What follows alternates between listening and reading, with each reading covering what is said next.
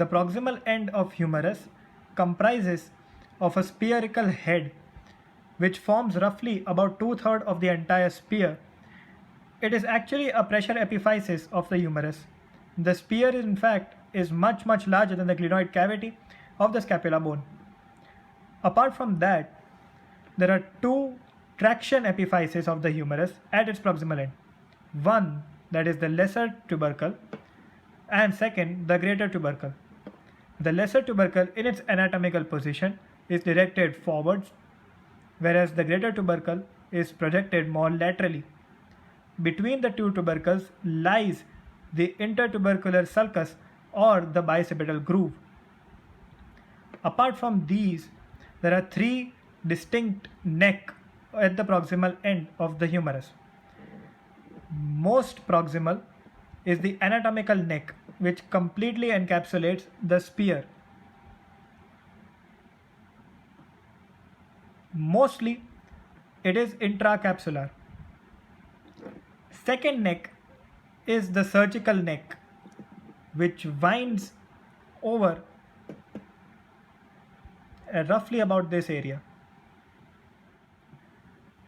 The superior line so drawn marks the surgical neck, and about 0.5 cm below lies the morphological neck, which limits the epiphyseal line.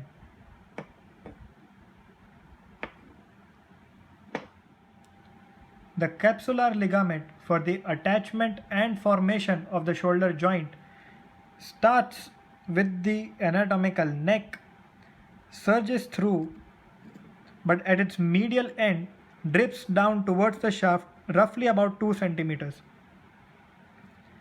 curves back up and winds back with the anatomical neck.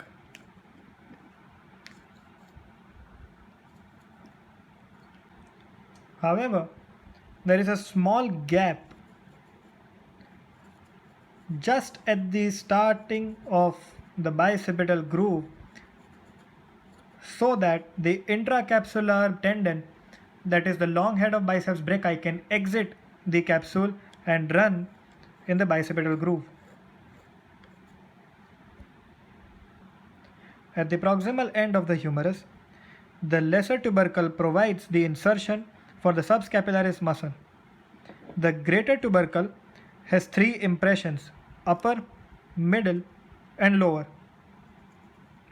The upper impression is for the insertion of the supraspinatus muscle, the middle for the infraspinatus muscle, and the lower for the teres minor muscle.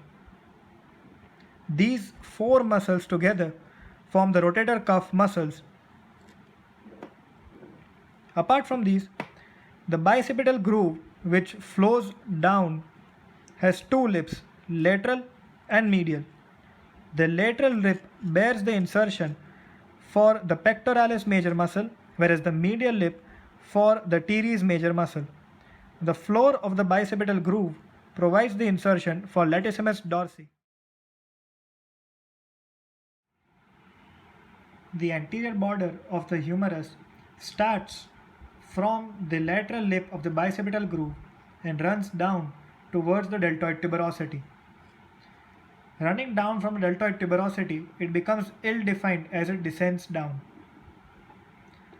The lateral border is mostly traceable as the lateral supracondylar ridge, which runs up towards the deltoid tuberosity, but it is interrupted by the spiral groove or the radial groove.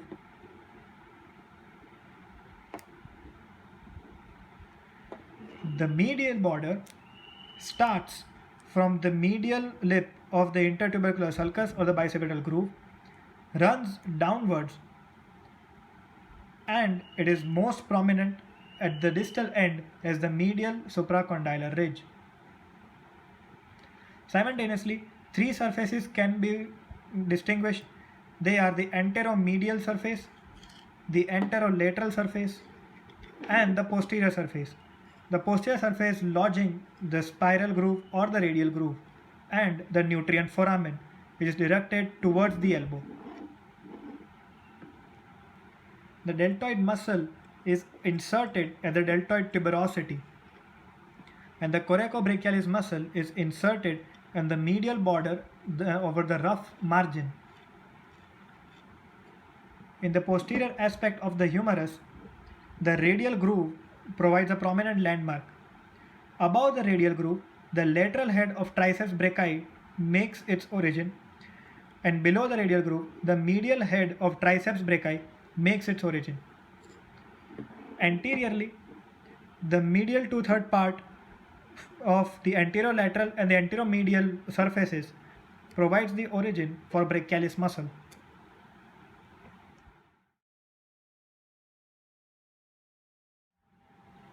The distal end of the humerus, unlike the shaft which is pyramidal, is flattened and triangular. It comprises of two kinds of processes: articular processes and non-articular processes. Articular processes involves the capitulum and the trochlea.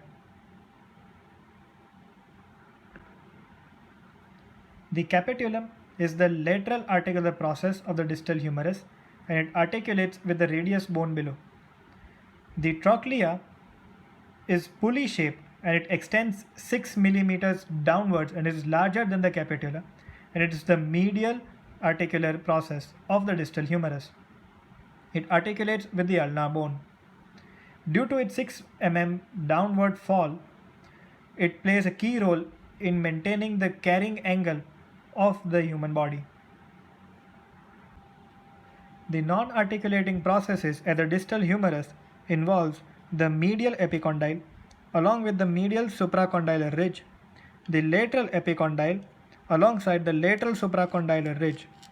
Besides these, three fossas are present at the distal end of humerus, which helps in articulation at the elbow. That is, the radial fossa above the capitulum, the coronoid fossa above the trochlea, and in the posterior aspect, the olecranon fossa for the olecranon process of the ulnar bone. At the distal end of the humerus, the lateral supracondylar ridge at its upper two-third part provides the origin for brachioradialis muscle. The lower one-third part of the lateral supracondylar ridge provides the origin for extensor carpi radialis longus. The lateral epicondyle forms the common extensor origin. At the medial supracondylar ridge, only the lower one-third part will provide the origin for pronator teres, and the medial epicondyle provides the common flexor origin. At the posterior aspect, the lateral epicondyle will provide the origin for enconeus muscle.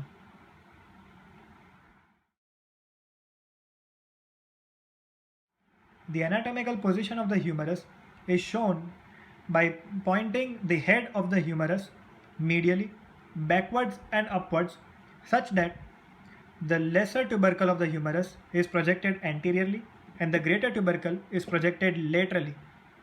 Apart from that, it is made sure that the distal end of the humerus, the triangular flattened end, is parallel with the coronal plane.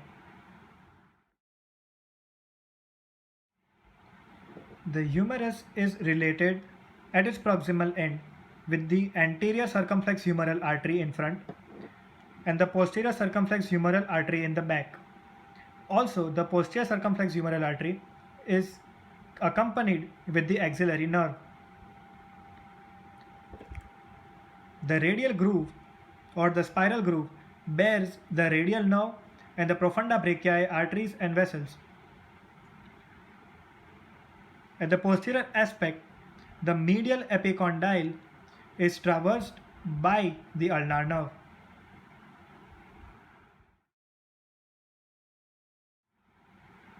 The common sites for fracture in a humerus is the surgical neck, the middle of the shaft, and the lateral supracondylar ridge. The distal end, that is at the supracondylar region, if the humerus gets fractured, mostly due to the fall on an outstretched hand in children, it results in breakage of the bone and might damage the median nerve and occlude the brachial artery. This leads to claw hand and Wachsman ischemic contracture. It is characterized by clawing of the hand and wasting of the forearm muscles.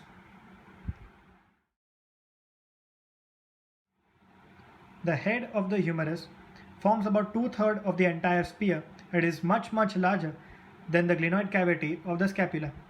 As a result, to provide stability to the shoulder joint has a musculotendinous cuff around the proximal end of the humerus. It is formed by the subscapularis muscle, supraspinatus, infraspinatus, and teres minor muscle. These musculotendinous muscles or rotator cuff muscles fail to provide stability towards the inferior aspect of the shoulder joint. As a result, this location of the head of the humerus or the entire humerus is most common at the anterior inferior end.